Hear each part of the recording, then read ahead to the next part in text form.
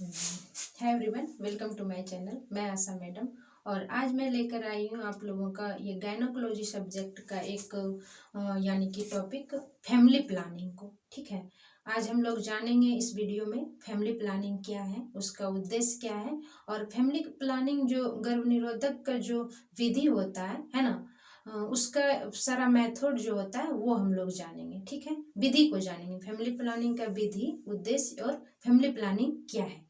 तो आप लोग वीडियो के अंत तक बने रहिए। चलिए स्टार्ट करते हैं, है ना। देखिए, फैमिली प्लानिंग ये गायनोकोलॉजी सब्जेक्ट का टॉपिक है और इस सब्जेक्ट यानी इस टॉपिक को कोर्स यानी जिस कोर्स में गायनोकोलॉजी सब्जेक्ट है वो तो पढ़ेंगे ही पढ़ेंगे। ये फैमिली प्लानिंग को किसी भी लोगों को जानना जरूरी है। कोई भी यानी कि अगर आम लोग भी है यानी जनरल है तो वो लोग भी फैमिली प्लानिंग के बारे में जान सकता है। तो इस वीडियो को कोई भी देख सकता है, कोई भी सब्जेक्ट का अगर यानी सॉरी कोई भी कोर्स का अगर वो तैयारी कर रहा है तो वो भी फैमिली प्लानिंग के बारे में जान सकता है। और अगर मेडिकल डिपार्टमेंट का कोई भी कोर्स नहीं भी कर रहा है, जनरल लोग भी है, तो भी फैमिली प्लानिंग के बारे में वो जान सकता है ना। हम तो कहेंगे कि पूरे जिस तरह से यानी कि भारत का पॉपुलेशन बढ़ रहा है तो पूरे इंडिया को फैमिली प्लानिंग के बारे में जानना चाहिए, है ना। चलिए अब हम लोग फैमिली प्लानिंग के बारे में जानते हैं क्या है ये। ठीक है, देखिए फैमिली प्लानिंग क्या है इसके बारे में सबसे पहले जान लेते हैं कि फैमिली प्लानिंग होता क्या है, किसको कहते हैं फैमिली प्लानिंग। फैमिली प्लानिंग क्या है, ये एक यानी कि सोचने का तरीका, एक शिक्षित कपल का एक आपका जो आजाद कपल है, इंडिविजुअल कपल है, एक शिक्षित कपल है, तो उसके सोचने का और रहने का क्या है तरीका है फैमिली प्लानिंग, है ना।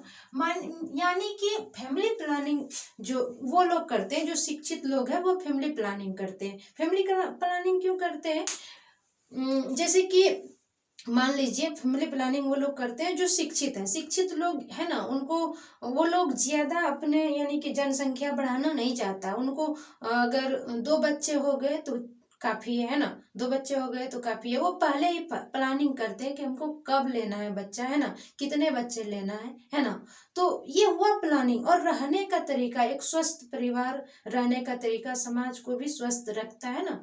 ये एक तरीका है फैमिली प्लानिंग जो है, इसमें रहने और सोचने का तरीका है कि हमको कैसे जीवन यापन करना है। ठीक है, ये एक आजाद कपल ही कर सकता है, जो शिक्षित कपल है वही कर सकता है। जो शिक्षित नहीं, अशिक्षित लोग फैमिली प्लानिंग नहीं करता है, जिसके कारण उनको यानी कि जो ग्रामीण क्षेत्र में आप देखेंगे तो शिक्षा का कमी है, अशिक्षित लोग हैं तो वो लोगों को के पास जो है ना यानी कि नहीं भी जो बच्चा चाहिए, अवांछित बच्चा को भी वो लोग जन्म दे देते हैं, 3 4 5 6 7 ऐसे करते हैं, है ना। क्यों? क्योंकि वो लोग शिक्षित है ना। वो लोग फैमिली प्लानिंग नहीं करता है कि हमको चाहिए या नहीं चाहिए, नहीं भी चाहिए तो भी वो लोग ले लेते हैं ना, तो उनको नहीं पता है। तो ये जो फैमिली प्लानिंग होता है, ये फैमिली प्लानिंग माने आपका हो गया कि एक सोचने का तरीका है, रहने का तरीका है, जो आजाद लोग हैं, जो शिक्षित लोग हैं ना। तो ये आपका फैमिली प्लानिंग। अब इसका उद्देश्य जानते हैं कि फैमिली प्लानिंग का उद्देश्य क्या होता है।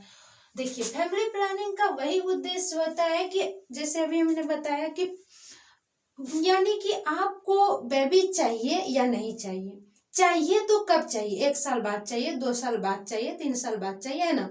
और फिर कितने चाहिए, है ना, या फिर कितने डिस्टेंस में आपको चाहिए बेबी, यानी कि पहला बेबी आपको कब चाहिए, दूसरा बेबी आपको कब चाहिए, तो इसके बीच का डिस्टेंस क्या होना चाहिए, 3 साल का, 4 साल का, 5 साल का, है ना। तो वो लोग क्या करता है, उसी को यानी वही उद्देश्य हुआ फैमिली प्लानिंग का। ये उद्देश्य रहता है ना कि हमें अभी नहीं चाहिए, 2 साल तक नहीं चाहिए बेबी, है ना, या फिर हमको 2 बेबी चाहिए, उसका डिस्टेंस होना चाहिए 3 साल का। तो ये प्लानिंग के दौरान ही यानी कि किया जा सकता है ना। एक फैमिली में जो है ये प्लानिंग के दौरान ही किया जा सकता है, प्लानिंग के थ्रू ही किया जा सकता है, बिना प्लानिंग किए तो नहीं हो सकता है ना। तो ये उद्देश्य होता है, चाहिए या नहीं, बेबी हमको चाहिए या नहीं चाहिए। ठीक है, क्या है ये भी हम बता दिए कि ये एक सोचा समझा एक तरीका होता है, एक आजाद कपल का, है ना। अब जानेंगे इसका विधि, यानी कि ये जो फैमिली प्लानिंग हम लोग करते हैं, बेबी चाहिए या नहीं चाहिए, है ना, चाहिए तो तब तो ठीक है, अगर नहीं चाहिए तो वो जो डिस्टेंस आप रखना चाहते हैं, यानी पहला बेबी और दूसरा बेबी में ये जो आप 3 साल का डिस्टेंस रखना चाहते हैं, तो ये 3 साल जो डिस्टेंस होगा, तो ये डिस्टेंस रखने का तो कोई ना कोई तो विधि होगा ना।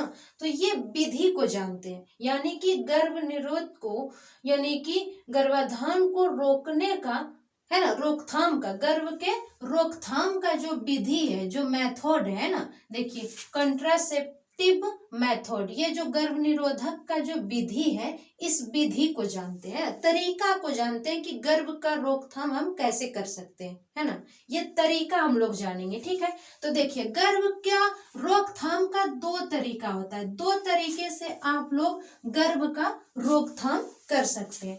पहला तरीका होता है टेम्परेरी मेथड, क्या होता है, टेम्पररी मेथड, और दूसरा होता है आपका परमानेंट मेथड। ये देखिए टेम्पररी विधि जो है, ये आपका यानी कि 4 पक्षों में, यानी कि 4 तरीके से या 4 प्रकार से बोल लीजिए कि इसको 4 प्रकार से इसका जो यानी ड्रग होता है, या फिर जो डिवाइस है जो यूज करते हैं, जो ड्रग वगैरह है ना, या तरीका है, तो उसको आप 4 तरीके से, 4 प्रकार से इसका मिलता है, और 4 प्रकार से मिलता नहीं, सॉरी, 4 प्रकार से इसको आप यूज कर सकते हैं ना।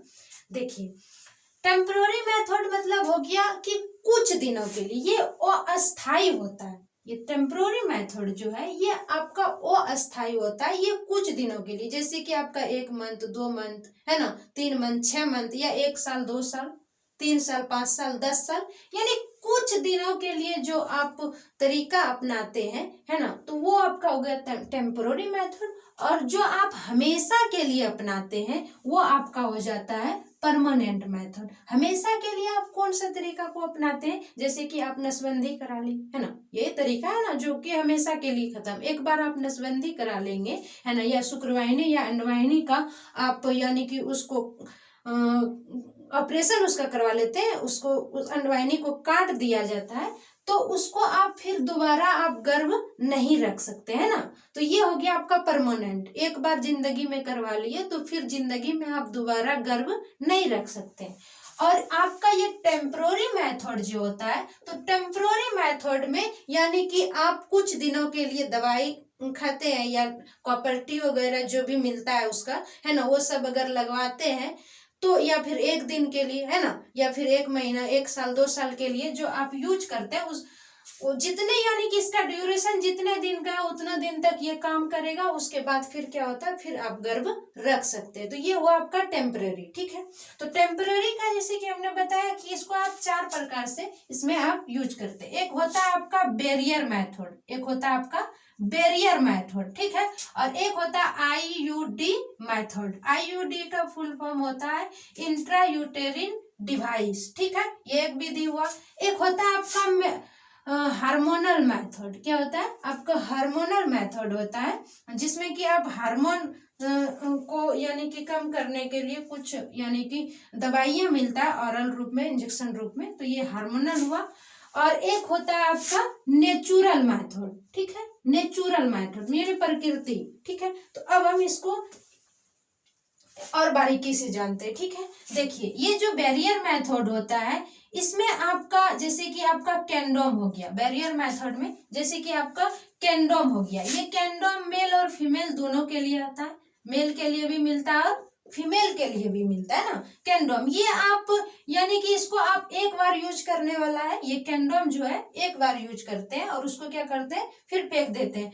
मेल के लिए जो आता है, तो मेल अपने यानी कि पेनिस में लगाता है, और फीमेल जो है फीमेल अपने वाजिना में ये कैंडोम को क्या करता है लगाता है, ठीक है, एक बार यूज करने वाला। इसमें और आपका क्रीम भी आता है। ये सब जितने भी ये बैरियर मेथड में है, ये आप एक बार या 1 दिन के लिए इसको क्या करते हैं यूज करते हैं, बैरियर मेथड वाला जितना भी ये यानी कि ड्रग्स है, पदार्थ है ना।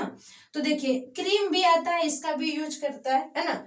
ये आपका जेली का भी यूज किया जाता है। आपका स्पंज है ना, तो ये स्पंज का भी यूज किया जाता है, यानी गर्भ का रोधक गर्भ को के रोकथाम के लिए। और आपका एक टैबलेट होता है जिसका कि आप वेजिना में ये टैबलेट्स वगैरह डालते हैं, ये आपका स्पंज जो है ये भी आप वेजिना में डाल देते हैं ना। इससे क्या होता है, ये सब जो आपका बैरियर मेथड है, इससे होता क्या है, ये बैरियर मेथड वाला जितना भी चीज है, जैसे ये आपका कंडोम जो है, ये तो मान लीजिए कि ये प्लास्टिक का होता है ना, प्लास्टिक का होता है, पॉलीथीन का होता है ये कंडोम, जिसको कि यानी कि लगाया जाता है पेनिस में या फिर वेजिना में। इसको क्या किया जाता है, लगा दिया जाता है। इससे इसको लगाने के बाद क्या होता है कि इस यानी कि ये अंडाणु में जो है आपका स्पर्म जो है वो अंडाणु तक नहीं पहुंचता है, ठीक है।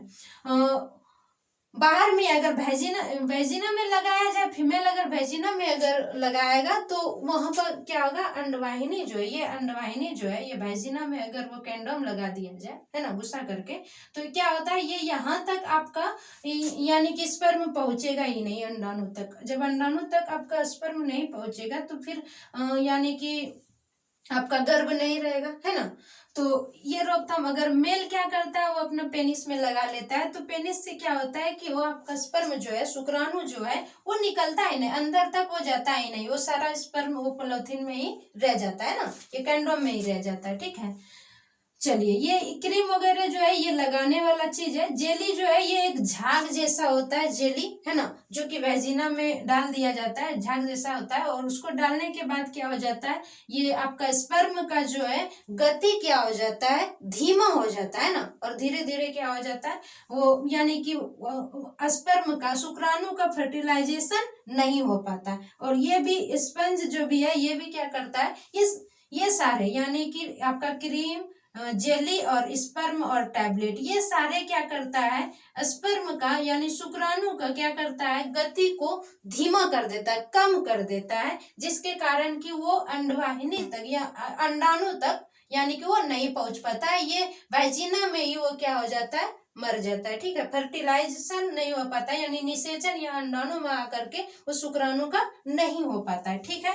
चलिए, ये आप लोगों का हो गया। अब अगला है यहाँ पर आईयूडी, है ना। ये आपका जो है ये एक प्रकार से डिवाइस होता है जिसको कि वेजिना में लगाया जाता है। ये एक प्रकार का, ये सारा आपका एक ड्रग हुआ, ये पदार्थ हुआ, जैसे कंडा में एक पदार्थ होता है और ये जो है आपका ड्रग्स हुआ, है ना। इसमें ये आईयूडी जो है, तो ये क्या है, एक प्रकार का डिवाइस, जैसे कि यहाँ पर देखिए लिखा है, ये आई का मतलब इंट्रा होता है, यू का मतलब यूटेरिन, है ना, और डी का मतलब होता है डिवाइस। यानी कि इस डिवाइस को, ये सारे जो डिवाइस जो भी आपको मिलेगा, है ना, उसको क्या करेंगे आप, यूरेटिन में यानी कि ये गर्भाशय में, ये गर्भाशय जो है ना, इसमें आप क्या करेंगे, गर्भाशय के अंदर में, है ना, वहां जाकर के आप क्या करते हैं, इसको लगाते हैं, ठीक है। तो ये तीन चार रूप में मिलता है, कई प्रकार इसका होता है, यानी कि एक कॉपर टी हो गया, एक लिप लूप्स होता है, या अदर और भी मिलता है। ये कॉपर टी वगैरह का यानी मार्केट में कई ब्रांड है, अलग अलग तरह का होता है, यानी कि जैसे कि आपका 2 साल का, 3 साल का, है ना, 5 साल का, आपका 10 साल के लिए भी मिलता है ये सब, ठीक है। तो ये सारे, ये लंबा समय के लिए होता है और ये एक बार के लिए होता है, एक बार आप यूज किए, एक बार यानी कि खत्म हो गया। और ये क्या होता है आपका लंबा समय के लिए, अगर इसका आप उपयोग करते हैं, इसको अगर एक बार लगवा लेते हैं, तो जितने दिन के लिए आप लगवाए हैं तो उतना दिन ये काम करेगा, उसके बाद क्या हो जाएगा, खत्म हो जाएगा, फिर आप अपना गर्भ रख पाएंगे, ठीक है। तो देखिए, कॉपर टी होता कैसा है ये आप लोगों को बताते हैं। देखिए, कॉपर टी जो है, इसमें ये एक टी आकार का होता है, ठीक है, और इसमें अंदर में तांबा होता है ना, और आपका क्या होता है कि ये ऊपर से इसमें प्लास्टिक रहता है, प्लास्टिक और तांबे के मिक्स से ये बनता है, ठीक है। नीचे एक यानी कि प्लास्टिक का एक तार जैसा होता है ना, रस्सी होता है, ये कॉपर टी आकार के होता है। ये जैसे कि हमने बताया कि इसका कई ब्रांड है मार्केट में, कई नाम से ये प्रचलित है। जब यानी कि जो लोग इसका यूज, जैसे कि जो डॉक्टर लोग इसका यूज करवाते हैं, तो उन लोगों को पता होता है ना। तो देखिए, ये टी के आकार का होता है, तो इसको क्या किया जाता है, इसको वेजिना के अंदर यानी कि सेट किया जाता है, एक प्रकार का डिवाइस हो गया, समझ लीजिए, ये तांबे का होता है, एक प्रकार का डिवाइस हो गया। इसको क्या किया जाता है, ये जो वेजिना है, ये वेजिना के अंदर ये टी आकार का जो है, इसको ऐसे करके ऐसे करके ऐसे करके लगा दिया जाता है, ठीक है, अंदर में ऐसे करके लगा दिया जाता है, ठीक है। तो ये दोनों अंडवाहिनी इससे क्या हो जाता है, बंद हो जाता है, ठीक है। फिर आप यानी कि कितनों भी आप ये सेक्स करते हैं तो उससे क्या हो जाता है, यहाँ पर कितनों अगर ये शुक्राणु को छोड़ा जाए तो क्या होता है, ये अंडवाहिनी के ये बंद हो गया अंडवाहिनी, तो ये अंदर अंडाणु तक वो नहीं पहुंचता स्पर्म, ठीक है, यहीं पर रह करके फिर वो धीरे धीरे मर जाता है, ठीक है। तो ये कॉपर टी हो गया, इसको लगाया जाता है अंदर में, इसका ड्यूरेशन ज्यादा होता है, यानी कि आप 5 साल 10 साल 3 साल के लिए इसको आप लगा सकते हैं, ठीक है। तो ये हुआ, तो ये आपका हो गया कॉपर टी के बारे में, ठीक है। उसी तरह से लिप लूप्स भी उसी तरह से होता है, अदर और कई प्रकार से मिलता है। तो ये हुआ आपका एक प्रकार, ये हो गया, इसका ड्यूरेशन अधिक होता है ना। अब हम लोग जानते हैं हार्मोनल मेथड के बारे में। हार्मोनल मेथड जो होता है इसमें आपका ड्रग होता है जो कि यानी कि शरीर में, यानी कि इसमें ये हार्मोन को क्या कर देता है, हार्मोनल जो मेथड है, इस मेथड में जो भी हम ड्रग्स लेते हैं, ड्रग्स के रूप में या तो ऑरल के रूप में लेंगे और या तो इन ये पैरेंट्रल के यानी कि इंजेक्शन के थ्रू, है ना, इसको इंजेक्शन के थ्रू या फिर ऑरल मुंह के थ्रू, गोली के, ये इसका पील आता है, गोली नहीं पील, ठीक है, इसको पील बोला जाता है। गोली के थ्रू, मुंह के थ्रू खाएंगे या फिर क्या करेंगे, इंजेक्शन के थ्रू उस ड्रग को शरीर में प्रवेश किया जाता है, यानी कि पूरे बॉडी में ही इसको इस ड्रग को प्रवेश कराने के बाद क्या होता है, जो हार्मोन है वो हार्मोन ही यानी कि स्रावित नहीं होता है, नहीं बनता है, जिसके कारण कि गर्भाधान का रोकथाम होता है ना, गर्भ का क्या होता है, रोकथाम होता है, ठीक है। देखिए ये ऑरल जो है ये पील के रूप में आता है, जैसे कि मैंने बताया पील के रूप में आता है, तो इसको मेल और फीमेल दोनों लोग ले सकता है, इंजेक्शन भी मेल और फीमेल दोनों ले सकता है। और ये इंजेक्शन भी, ये जो यानी कि ऑरल के रूप में जो पील होता है या फिर इंजेक्शन होता है, ये आपका यानी कि यानी आप 1 मंथ के लिए ले सकते हैं या 6 मंथ के लिए ले सकते हैं, 1 साल के ले सकते हैं, 3 साल के लिए, 5 साल के लिए, ना, इस तरह से इसका ड्यूरेशन होता है कि कितना दिन आप यानी कि डिस्टेंस रखना चाहते हैं, उसके अकॉर्डिंग आप इसको 1 मंथ, 6 मंथ, 1 साल के लिए आप इंजेक्शन लगवा सकते हैं। इसका कोर्स होता है, ठीक है, वो पूरा करना होता है। तो आप लोग यहाँ मोटा मोटी जानिए कि दवाई के रूप में भी मिलता है यानी कि आपका, और इंजेक्शन के रूप में भी मिलता है, ठीक है, गर्भ निरोध के लिए, है ना। अब है आपका एक नेचुरल मेथड, है ना। नेचुरल मेथड क्या होता है, देखिए ये भी 3 प्रकार से काम करता है, नेचुरल मेथड भी, इसका भी 3 प्रकार इसमें बताया गया है। जिस तरह से इसका हार्मोनल का 2 प्रकार बताया गया, एक ओरल हुआ और एक पैरेंट्रल हुआ। ये आपका आईयूडी का भी 3 प्रकार, 4 प्रकार से, 5 प्रकार से होता है, कई प्रकार से, ठीक है, अदर भी, और इसमें भी कई प्रकार से, है ना।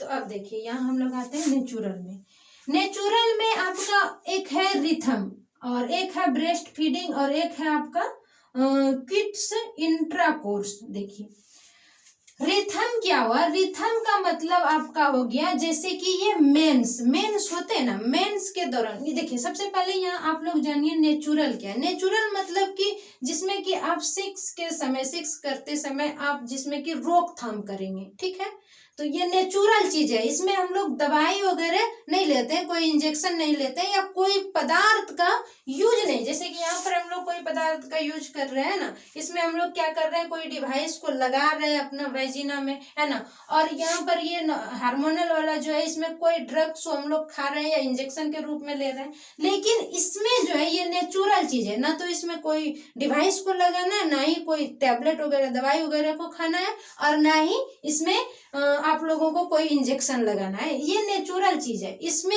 ये समझिए कि ये परहेज करने वाला, अगर आप परहेज करते हैं, है ना, तो क्या हो जाएगा, इसमें भी गर्भ का रोकथाम हो सकता है, नहीं गर्भ का रोकथाम हो सकता है। जैसे कि इसमें एक दिया है मेथड आपका रिथम वाला मेथड। रिथम मेथड का मतलब हुआ कि ये मेंस जैसे होते हैं ना, मेंस का जो सर्किल चलता है ये लयबद्ध चलता है ना। देखिए मेंस का जो सर्किल है उस दौरान अगर आप यानी कि ये परहेज करते हैं, जैसे कि आपका मंथ का सर्किल चलता है, जैसे कि इसमें बताया जाता है रिथम में, जैसे आप जिस समय मेंस होते हैं, जैसे कि आप मान लीजिए 5 तारीख को मेंस होते हैं, तो 5 तारीख जो है तो होने से पहले, मेंस को स्टार्ट होने से 8 दिन पहले और मेंस को खत्म होने से 8 दिन बाद तक ये आपका गर्भ रहने का यानी कि आकांक्षा जो होता है ज्यादा होता है, ठीक है, यानी कि रहेगा। और उसके बाद का जो बीच का जो समय होता है,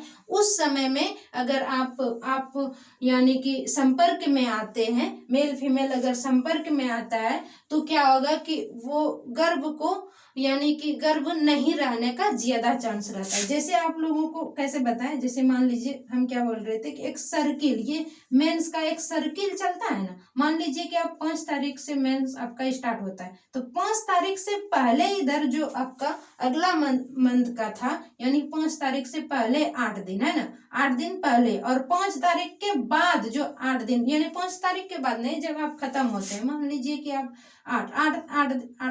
5 दिन 8, 3 दिन के बाद आप खत्म होते हैं, तो ये 8 तारीख के बाद फिर 8 दिन, ठीक है।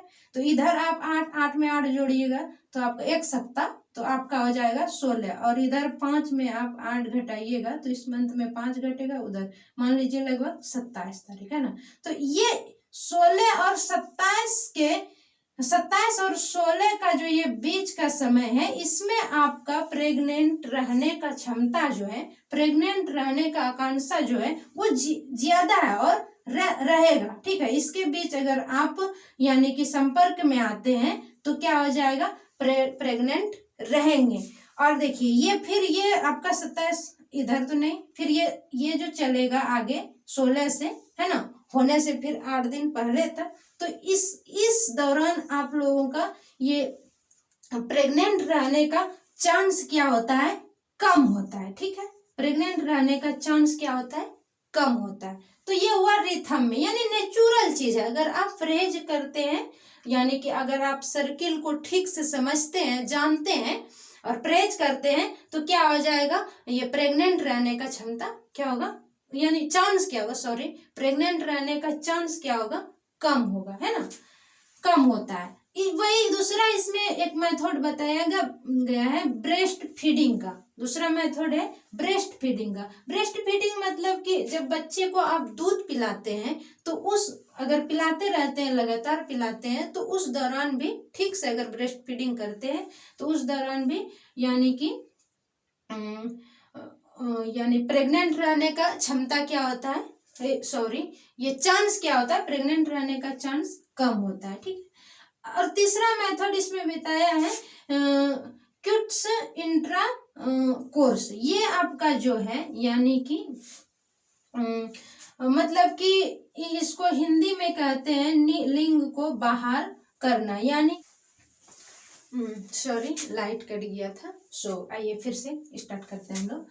ये देखिए, तो हम क्या बता रहे थे, तीसरा ये जो है यानी कि लिंग को बाहर करने वाला है ना, ये एक मेथड है, ठीक है। तो ये आपका ये टेम्पररी मेथड आपका क्लियर हो गया, जो कि 4 प्रकार से है ना हम लोग यानी कि यूज करते हैं। चार तरह का तरीके हैं यूज करने का, है ना। चलिए अब हम लोग जानेंगे परमानेंट मेथड के बारे में। परमानेंट मेथड का मतलब आप लोग सीधी भाषा में समझे, नसबंदी, ठीक है, नसबंदी, ठीक है, नसबंदी। ये जो है परमानेंट मेथड, ये दोनों के लिए होता है, यानी कि मेल के लिए भी और फीमेल के लिए भी। ये आपका फीमेल का हो गया और ये आपका मेल का हो गया। फीमेल का होता है ट्यूबेक्टोमी और मेल के लिए होता है वेसेक्टोमी, ठीक है। ये नाम से जानते हैं, इस मेथड का नाम है। फीमेल के लिए जो यानी कि आपका नसबंदी का तरीका है उसको ट्यूबेक्टोमी बोलते हैं, और मेल के लिए जो नसबंदी का तरीका है उसको हम लोग वेसेक्टोमी बोलते हैं, ठीक है। अब पहले हम लोग जानते हैं अब ट्यूबेक्टोमी के बारे में, ठीक है। देखिए ट्यूबेक्टोमी जो होता है यानी फीमेल के लिए जो नसबंदी का तरीका है, मेथड है, विधि है, तो वो 3 प्रकार से होता है, ठीक है। एक होता है लेप्रोटोमी, ठीक है, और एक होता है मिनी लेप, और और तीसरा होता है आपका लेप्रोस्कोपिक स्टेरिलाइजेशन। ठीक है, तो देखिए ये दोनों तरीका जो आपका है लेप्रोटोमी और मिनी लेप का, ये दोनों तरीका में क्या होता है, यानी कि नस को पूरी तरह से काट दिया जाता है। ये जो अंडवाहिनी है, ये जो गर्भाशय है ना, गर्भाशय का जो ये अंडवाहिनी है, जिसके थ्रू यानी कि स्पर्म शुक्राणु जो है ये अंडवाहिनी के थ्रू ही तो यहाँ अंडाणु में जाता है ना, ये अंडवाहिनी के थ्रू ही अंडाणु में शुक्राणु जाता है, तभी तो फिर यहाँ पर क्या होता है, यानी कि भ्रूण का निर्माण होता है। तो ये यानी कि नसबंदी के दौरान फीमेल का क्या किया जाता है कि इसको काट दिया जाता है ना, ये जो अंडवाहिनी है इसको काट देगा, ये दोनों मेथड में। ठीक है, लेप्रोटोमी और मिनी लेप में, इन दोनों मेथड में क्या किया जाता है, अंडवाहिनी को काट दिया जाता है। ठीक है, और ये तीसरा मेथड जो आपका है, ये तीसरा मेथड में लेप्रोस्कोपिक मेथड में, इसमें क्या किया जाता है, ये अंडवाहिनी को काटता नहीं है, बल्कि इसको क्या किया जाता है, इसमें गांठ लगा दिया जाता है। क्या किया जाता है, गांठ लगा दिया जाता है। देखिए अब होता क्या है कि गांठ लगाने से क्या होता है कि आप दोबारा गर्भ को रख सकते हैं, है ना, दोबारा प्रेग्नेंट हो सकते हैं, क्योंकि इसको गांठ जो जहां पर लगाया है उसको क्या करेगा, फिर से ऑपरेशन करके खोल दिया जाता है ना, सर्जरी करके खोल दिया जाता है। तो ये तीसरा मेथड में आप दोबारा गर्भ रख सकते हैं, है ना। और लेकिन ये दोनों मेथड आप अपनाते हैं नसबंदी का, तो फिर जिंदगी में एक बार अगर ये कट हो गया तो जिंदगी में आप दोबारा प्रेग्नेंट नहीं हो पाएंगे। ठीक है, तो ये हुआ आपका फीमेल में जो परमानेंट मेथड है ऑपरेशन का, ये नसबंदी का, है ना। अब जानते हैं हम लोग मेल में जो नसबंदी का मेथड है, मेल में क्या होता है, मेल में भी वही, मेल में 3 प्रकार से नहीं होता है। मेल में सिर्फ यानी कि नसबंदी एक बार, मेल में क्या होता है कि डायरेक्ट इसका जो शुक्रवाहिनी है, ये जो नस है, जैसे यहाँ पर मैंने ये विरसन का चित्र आपका बनाया, ये विरसन का, दोनों विरसन का चित्र बनाया है ना, विरसन का चित्र है। इसमें जो ये विरसन में जो अंडवाहिनी होता है, ये जो अंडवाहिनी होता है, नली जिसके द्वारा कि शुक्रवाहिनी जो होता है, तो जिसके थ्रू जो शुक्राणु निकलता है, ये जो आपका यानी कि शुक्राणु का नलिका है, शुक्रवाहिनी उसको बोला जाता है। तो इसको क्या किया जाता है, काट करके गांठ लगा दिया जाता है, दोनों काट करके क्या किया जाता है, यहाँ पर गांठ लगा दिया जाता है। और इसका अगर एक बार ऑपरेशन हो गया तो फिर इसमें दोबारा क्या होगा, यानी कि दोबारा इसको नहीं जोड़ा जा सकता है, एक बार इसका ऑपरेशन होता है। ठीक है, इसको काट करके शुक्रवाहिनी को यहाँ पर क्या किया जाता है, डायरेक्ट काट करके गांठ लगा दिया जाता है। ठीक है, देखिए अब बताया जाता है कि परमानेंट मेथड में मेल और फीमेल दोनों का नसबंदी होता है। तो देखिए फीमेल का ये नसबंदी जो मेल का नसबंदी जो होता है वो आसान होता है फीमेल के नसबंदी के अपेक्षा। ठीक है, इसमें क्या होता है कि इसको खतरा भी कम होता है ये मेल को। ठीक है, क्योंकि इसका थोड़ा सा ऑपरेशन होता है विरसन का, जिसमें कि इसका शुक्रवाहिनी को काट करके गांठ लगा दिया जाता है। लेकिन ये फीमेल में जो होता है, फीमेल में यानी कि सर्जरी करना पड़ता है, पेट में होल करके या फिर उसका यानी कि फाड़ करके उसको नस को यानी कि ये गर्भाशय का जो ये अंडवाहिनी है, इसको नस को काटना पड़ता है ना। तो इसमें क्या होता है, जोखिम ज्यादा होता है, इसको कम होता है ना। चलिए, तो आई होप कि आप लोगों को ये आपका फैमिली प्लानिंग का जो यानी कि क्या होता है, उसका उद्देश्य क्या है और उसका जो मेथड है, इसके बारे में आप लोगों को समझ में आया होगा। यहाँ पर सिर्फ मैंने यानी कि आप लोगों को मेथड बताया है, यहाँ पर यानी कि ये नहीं मैंने बताया कि इसको यूज कैसे किया जाता है, लगाया जैसे कॉपर्टी वगैरह है तो इसको लगाया कैसे जाता है ना। तो ये सब यहाँ प्रैक्टिकली कुछ नहीं है, आप लोगों को मेथड सिर्फ मैंने विधि को बताया। ठीक है, तो आई होप कि आप लोगों को समझ में आया होगा। चलिए फिर मिलते हैं अगले वीडियो में, है ना। ओके।